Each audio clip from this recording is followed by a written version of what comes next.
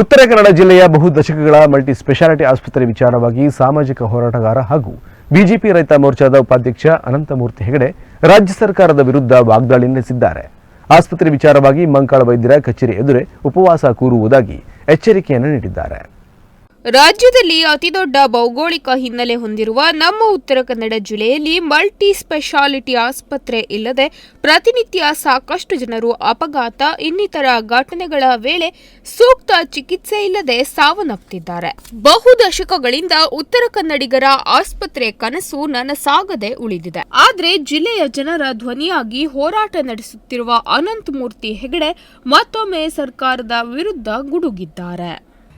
ತಮ್ಮೆಲ್ಲರೂ ಕೂಡ ಗೊತ್ತೇ ಇದೆ, ಹಿಂದೆ ಶಿರಸಿಯಿಂದ ಕಾರವಾರದವರೆಗೆ ಕುಮಟಾದಿಂದ ಭಟ್ಕಳದವರೆಗೆ ಪಾದಯಾತ್ರೆಯನ್ನು ಮಾಡಿ ನಮ್ಮ ಜಿಲ್ಲೆಗೆ ಘಟ್ಟದ ಮೇಲೊಂದು ಘಟ್ಟದ ಕೆಳಗಡೆ ಒಂದು ಸೂಪರ್ ಸ್ಪೆಷಾಲಿಟಿ ಆಸ್ಪತ್ರೆ ಬೇಕು, ಶಿರಸಿಯಲ್ಲಿ ಮೆಡಿಕಲ್ ಕಾಲೇಜ್ ಆಗಬೇಕು, ಮತ್ತೆ ಹಿಂದಿನ ಸರ್ಕಾರದಲ್ಲಿ ನಮ್ಮ ಬಿಜೆಪಿ ಶಾಸಕರ ಅವಿರತ ಪ್ರಯತ್ನದಿಂದ ಕುಮಟಾದಲ್ಲಿ ಆಸ್ಪತ್ರೆ ಘೋಷಣೆಯಾಗಿತ್ತು.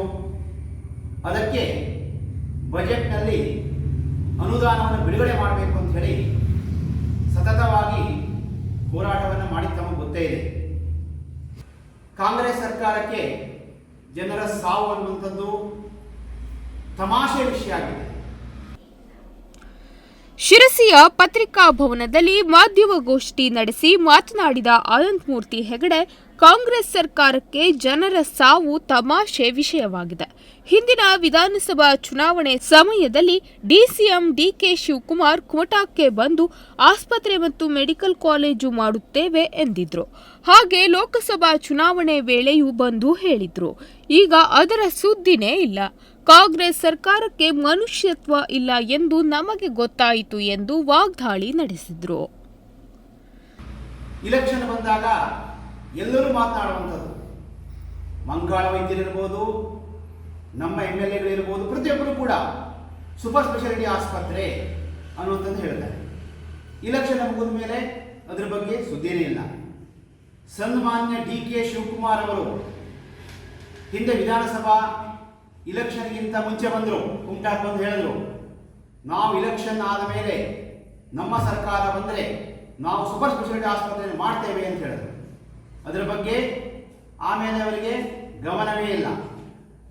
ಮೊನ್ನೆ ಲೋಕಸಭಾ ಇಲೆಕ್ಷನ್ ಮತ್ತೆ ಬಂದರು, ಒಂದು ವರ್ಷ ಬಿಟ್ಟು ಬಂದು ಇದೇ ಮಾತನ್ನು ಹೇಳಿದ್ರು, ನಾವು ಆಸ್ಪತ್ರೆ ಮಾಡ್ತೇವೆ ಅಂತ ಹೇಳಿ. ಮತ್ತೆ ನಾವು ಕೂಡ ಎಷ್ಟು ಸಹನಾಶೀಲರು ಅಂದರೆ DK ಶಿವಕುಮಾರ್ ಕೇಳಬೇಕಾಗಿತ್ತು, ಏನಪ್ಪ ಹಿಂದೆ ತಾವು ಬಂದ್ರಿ, ಒಂದು ಆಸ್ಪತ್ರೆ ಮಾಡ್ತೀವಿ ಅಂತ ಹೇಳಿದ್ರಿ, ಒಂದು ವರ್ಷ ಆಯಿತು, ಏನೂ ಕೂಡ ಮಾತನಾಡದೆ ಬರ್ತಾ ಟೈಮ್ ವೇಸ್ಟ್ ಮಾಡ್ತಾ ಇದ್ದೀರಲ್ಲ. ನಿಮಗೆ ಇಲೆಕ್ಷನ್ ವಿಷಯವ ಇದು, ನಿಮಗೆ ಒಂದು ಟೈಮ್ ಪಾಸ್ ವಿಷಯನ ಇದು, ಅದು ಇಲೆಕ್ಷನ್ ಜನ ಮರಳು ಮಾಡುವಂಥ ವಿಷಯ ಇದು ಅಂತ ನಾವು ಕೇಳಬೇಕಾಗಿತ್ತು. ಆದರೆ ದುರದೃಷ್ಟವಶಾತ್ ಯಾರು ಕೂಡ DK ಶಿವಕುಮಾರ್ನ ಪ್ರಶ್ನೆ ಮಾಡಲಿಲ್ಲ. ಮತ್ತದೇ ಆಶ್ವಾಸನೆ ಕೊಟ್ಟು ಹೋದರು, ನಾವು ಸೂಪರ್ ಸ್ಪೆಷಾಲಿಟಿ ಆಸ್ಪತ್ರೆ ಮಾಡ್ತೇವೆ ಅಂತ ಹೇಳಿದ್ರು. ನಾನು ವೈಯಕ್ತಿಕವಾಗಿ ಮಂಕಾಳ ವೈದ್ಯರನ್ನು ಬಹಳ ಗೌರವಿಸುತ್ತೇನೆ. ಇತ್ತೀಚೆಗೆ ಅವರಿಗೆ ಹುಟ್ಟುಹಬ್ಬದ ಶುಭಾಶಯ ಕೋರಿದ್ದೇನೆ. ನಿಮ್ಮ ಆಯಸ್ಸು ಆರೋಗ್ಯಕ್ಕಾಗಿ ಪ್ರಾರ್ಥನೆ ಮಾಡಿದ್ದೇನೆ. ಆದರೆ ಜಿಲ್ಲೆ ಅಭಿವೃದ್ಧಿ ವಿಚಾರದಲ್ಲಿ ಮಾತನಾಡಲೇಬೇಕು ಅಲ್ಲವೇ? ತಾವೇನು ಮಾಡುತ್ತಿದ್ದೀರಿ? ಸ್ವಂತ ಖರ್ಚಿನಿಂದ ಆಸ್ಪತ್ರೆ ಮಾಡುತ್ತೇನೆ ಎಂದು ಹೇಳಿದ ನೀವು ಹೇಳೋದೊಂದು ಮಾಡೋದು ಇನ್ನೊಂದು. 1 ವರ್ಷ ಆದರೂ ಆಸ್ಪತ್ರೆ ಸುದ್ದಿನೇ ಇಲ್ಲ. ಮಂಕಾಳಣ್ಣ, ನಿಮಗೆ ಮನುಷ್ಯತ್ವ ಇಲ್ಲವೇ? ಆಸ್ಪತ್ರೆ ವಿಚಾರವನ್ನು ನೀವು ಎಲೆಕ್ಷನ್ ಸರಕು ಮಾಡಿಕೊಂಡಿದ್ದೀರಲ್ಲ. ಜನ ಮಂಗಳೂರು ಆಸ್ಪತ್ರೆಗೆ ಹೋಗುವುದನ್ನು ತಮಾಷೆ ಮಾಡುತ್ತಿದ್ದೀರಲ್ಲ. ಭಗವಂತ ನಿಮ್ಮನ್ನ ಕ್ಷಮಿಸುತ್ತಾನೆಯೇ ಎಂದು ಕಿಡಿಕಾರಿದ್ರು.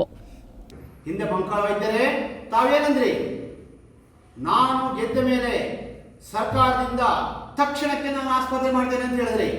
ತಾವು ಮಾಡಿದ್ರ? ಹೋಗ್ಲಿ, ಒಂದು ಸಭೆ ಕರೆದ್ರ, ನೀವು ಸಮಾಲೋಚನೆ ಮಾಡಿದ್ರ? ಹೇಗೆ ಜಿಲ್ಲೆಯಲ್ಲಿ ಆಸ್ಪತ್ರೆ ಮಾಡಬೇಕು ಅನ್ನೋದ್ರ ಬಗ್ಗೆ ತಾವು ಒಂದಾರು ಸಭೆ ಮಾಡಿ ಕೇಳಿದ್ರ? ಕುಮಟಾದ ಹೊನ್ನಾವರ ಮಾಡ್ತೇನೆ ಅಂತಂದ್ರಿ, ಮಾಡಿದ್ರ? ಏನೂ ಇಲ್ಲ. ತಾವು ಹೇಳ್ತೀರಿ ಸ್ವಂತ ಖರ್ಚಿನಿಂದ ಮಾಡ್ತೇನೆ ಅಂತ ಹೇಳಿ. ಸ್ವಾಮಿ, ಸ್ವಂತ ಖರ್ಚು ಬಿಡಬೇಡಿ ನೀವು. ಸ್ವಂತ ಖರ್ಚು ನಮ್ಗೆ ಯಾರಿಗೆ ಬೇಕು? ಹಿಂದೆ ನಮ್ಮ ದಿನಕರ್ ಶೆಟ್ಟರು ಕಾಗೇರಿಯವರು, ರೂಪಾ ನಾಯಕರು, ಸುನಿಲ್ ನಾಯಕರು ಎಲ್ಲ ಬಿಜೆಪಿ MLAಗಳ ಅವಿರತವಾದಂತಹ ಒಂದು ಹೋರಾಟದ ಫಲವಾಗಿ ಕುಮಟಾದಲ್ಲಿ ಆಸ್ಪತ್ರೆ ಘೋಷಣೆ ಆಯಿತು. ಆ ಆಸ್ಪತ್ರೆ ನೀವು ಕಲ್ಲಾಕಿದ್ರಿ, ಹಣವನ್ನು ಬಿಡುಗಡೆ ಮಾಡಿಲ್ಲ. ಏನ್ ನಮ್ಮ ಜಿಲ್ಲೆಯ ಜನ ನಿಮ್ಗೆ ಓಟ್ ಹಾಕಲಿಕ್ಕಷ್ಟೇ ಬೇಕೇ? ತಮಗೆ ಇಷ್ಟು ಜನ MLAಗಳನ್ನು ಕೊಟ್ಟರು, ನಮ್ಮ ಜಿಲ್ಲೆಯಲ್ಲಿ ನಿಮಗೆ ಎಷ್ಟು MLAಗಳನ್ನು ಕೊಟ್ಟರು, ಅವರ MLAಗಳ ಒಂದು ಸಹಾಯದಿಂದ ತಾವು ಅಧಿಕಾರಕ್ಕೆ ಬಂದ್ರಿ, ಆದರೆ ಏನೂ ಕೂಡ ಮಾಡಿಲ್ಲ. ಇನ್ನೂ ಕಾಯಲು ಸಾಧ್ಯವಿಲ್ಲ. ತಾವು ಕೂಡಲೇ ಕುಮಟಾದಲ್ಲಿ ಹಿಂದೆ ಘೋಷಣೆಯಾಗಿದ್ದ ಆಸ್ಪತ್ರೆಗೆ ಹಣ ಬಿಡುಗಡೆ ಮಾಡಬೇಕು.